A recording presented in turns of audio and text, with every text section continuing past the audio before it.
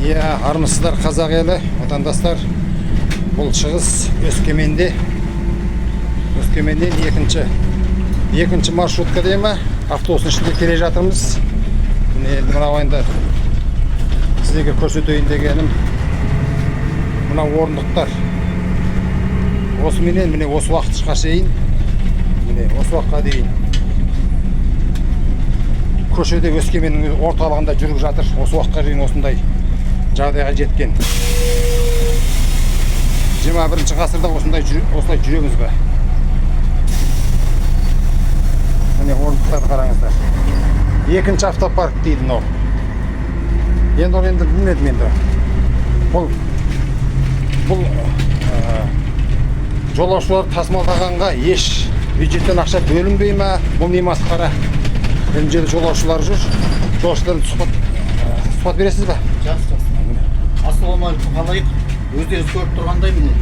Тіпті терезесінің өзінен екінші жағынан не ашылмайды мысалы. Осы қалпында екінші жақ көрінбейді.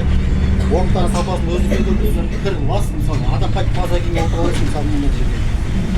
Әмбет емес 36-37 градус ыстық болған кезде аптап жаңағы өздеріңіз білесіздер. Ішіне қанша адам кіреді, жұмысқа барады, жұмыстамайды адамдар. Мұнда мүмкін емес тұрады. Терезесі ешқай ашылмайды, қапыры ыстық. Бәрі автобустар осындай ма?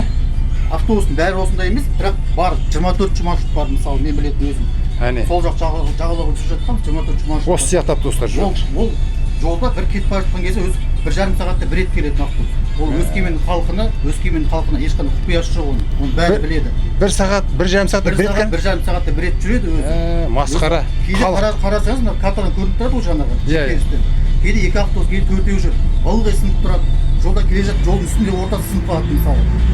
Солай болып тұрады. Оның да терезелері ашылмайтын арасында. Ескі автобустар. Сапасыз.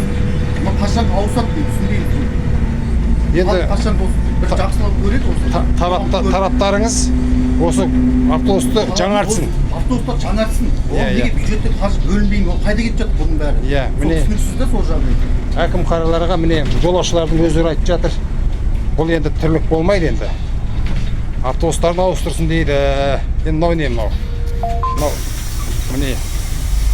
Мынау 21 ғасырда мына жәшікті қараңыздар. Мынау не жәшік? Мынау запчас қоятын жәшік па? Немене? Замогың мынау міне тұрған. Сол енді айтар.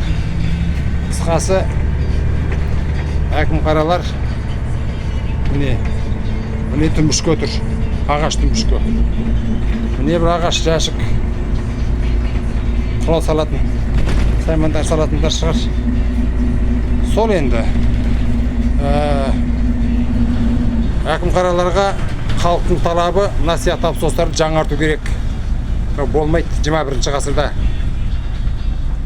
Шетелден келген туристер мынаған отырса масқара. Ол үшін ауыстырайық, мән берейік. Тарата отырыңыздар.